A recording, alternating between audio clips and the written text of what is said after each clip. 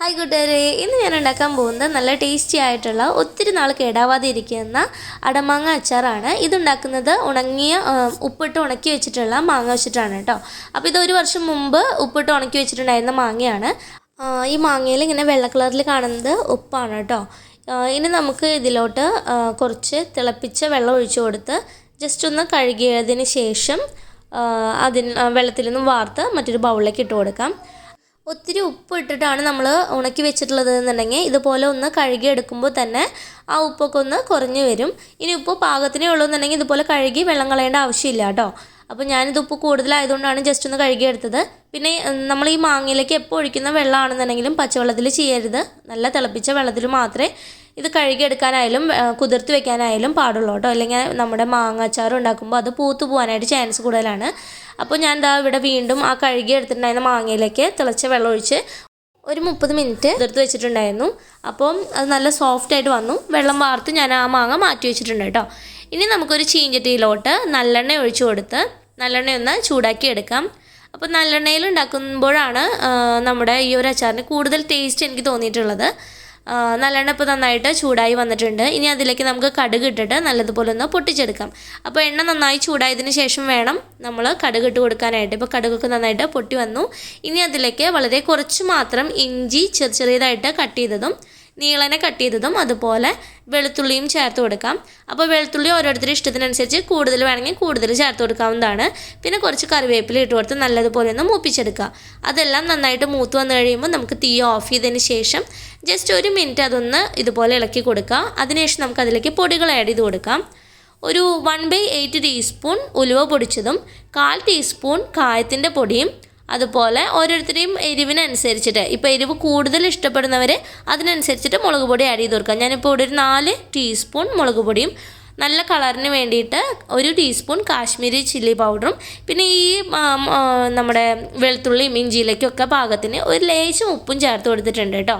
ഇനി അതെല്ലാം ഒന്ന് ഇളക്കി കൊടുത്തതിന് ശേഷം തീ ലോ ഫ്ലെയിമിൽ വെച്ച് നമ്മൾ വീണ്ടും തീ കത്തിച്ചിട്ട് നമ്മൾ ലോ ഫ്ലെയിമിൽ വെക്കുക. എന്നിട്ട് ആ പൊടികളൊന്ന് മൂപ്പിച്ചെടുക്കുക. ആ പൊടികൾ മൂത്ത് വന്നു കഴിയുമ്പോൾ നമ്മൾ വെള്ളം വാർത്ത് വെച്ചിട്ടുള്ള നമ്മുടെ സോഫ്റ്റ് ആയിട്ടുള്ള ഉണക്കമാങ്ങയില്ലേ അത് മുഴുവനായിട്ടും ഇതിലേക്ക് ഇട്ട് കൊടുക്കാം.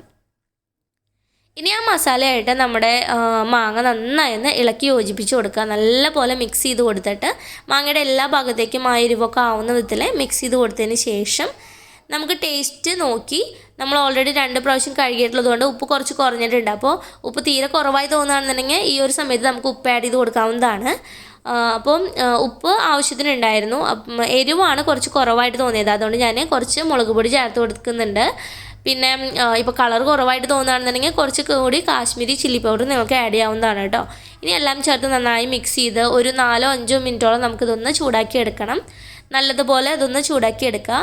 പിന്നെ ഇതിലേക്ക് നമുക്ക് എണ്ണ കുറവായിട്ട് തോന്നുകയാണെന്നുണ്ടെങ്കിൽ നല്ലെണ്ണ ചൂടാക്കിയിട്ട് ഒഴിച്ചു കൊടുക്കാം. അല്ലാന്നുണ്ടെങ്കിൽ ഇതുപോലെ ആ ചീഞ്ചട്ടിയുടെ സെൻറ്ററിൽ കുറച്ച് ഗ്യാപ്പ് ഇട്ട് അതിൻ്റെ സെൻറ്ററിൽ നമുക്ക് ആ സെൻറ്റർ ഭാഗത്ത് നമുക്ക് നല്ലെണ്ണ ഒഴിച്ച് ചൂടാക്കി എല്ലാം ചേർത്ത് യോജിപ്പിച്ച് കൊടുക്കാവുന്നതാണ് കേട്ടോ. അപ്പം നമ്മൾ ചാറോട് കൂടിയിട്ടാണ് ഈ ഒരു അച്ചാർ ഉണ്ടാക്കുന്നതെന്നുണ്ടെങ്കിൽ തിളപ്പിച്ച് ചൂടാറിയിട്ടുള്ള വെള്ളം നമുക്ക് ഈ ഒരു അച്ചാറിലേക്ക് ചേർത്ത് ഒന്ന് മിക്സ് ചെയ്തെടുക്കാം കേട്ടോ.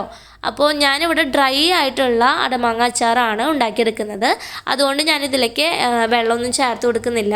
നിങ്ങൾക്ക് വേണം ഗ്രേവി പോലെ ഇങ്ങനെ ചാറോട് കൂടിയിട്ടുള്ള അച്ചാർ വേണമെന്നുണ്ടെങ്കിൽ, അല്ലെങ്കിൽ ഇങ്ങനെ ഒരു കൊഴുമ്പ് പോലെ ആ ഒരു രീതിയിൽ നമുക്ക് ഈ അച്ചാർ വേണമെന്നുണ്ടെങ്കിൽ തിളപ്പിച്ചാറിയ വെള്ളം വേണം നമ്മളിതിലേക്ക് ചേർത്ത് കൊടുക്കാനായിട്ട്. അല്ലാന്നുണ്ടെങ്കിൽ നമ്മുടെ അച്ചാർ പെട്ടെന്ന് പൂപ്പലൊക്കെ വന്നിട്ട് കേടായി പോകാനായിട്ട് ചാൻസ് കൂടുതലാണ് കേട്ടോ.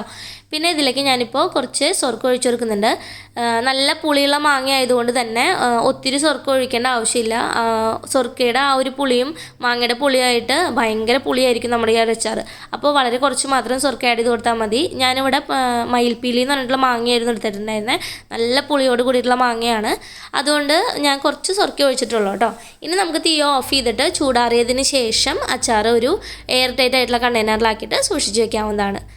ഇനി പച്ചമാങ്ങയൊക്കെ കുറേ കിട്ടുമ്പോൾ വാങ്ങി നമുക്ക് ഉപ്പിട്ട് വെയിലത്തിട്ട് ഉണക്കിയിട്ട് നല്ല ഡ്രൈ ആയിട്ട് എയർ ടൈറ്റ് ആയിട്ടുള്ള കണ്ടെയ്നറിൽ സൂക്ഷിക്കുകയാണെന്നുണ്ടെങ്കിൽ ഒത്തിരി നാൾ നമുക്കത് കേടാവാതെ ഇരിക്കുകയും ചെയ്യും. അതുപോലെ നമുക്ക് കറിയിലേക്കും മാങ്ങക്കാലം അല്ലെങ്കിലും കറിയിലേക്ക് ഇടാനും അതുപോലെ അച്ചാർ ഉണ്ടാക്കാനൊക്കെ നമുക്ക് ഉപയോഗിക്കാവുന്നതാണ് കേട്ടോ. അപ്പോൾ എല്ലാവരും ഒന്ന് ട്രൈ ചെയ്ത് നോക്കുക. നിങ്ങൾക്ക് വീഡിയോ ഇഷ്ടമാവുകയാണെന്നുണ്ടെങ്കിൽ ലൈക്ക് ചെയ്യാനും ഷെയർ ചെയ്യാനും കമൻറ്റ് ചെയ്യാനും മറക്കരുത് കേട്ടോ. Thanks for watching.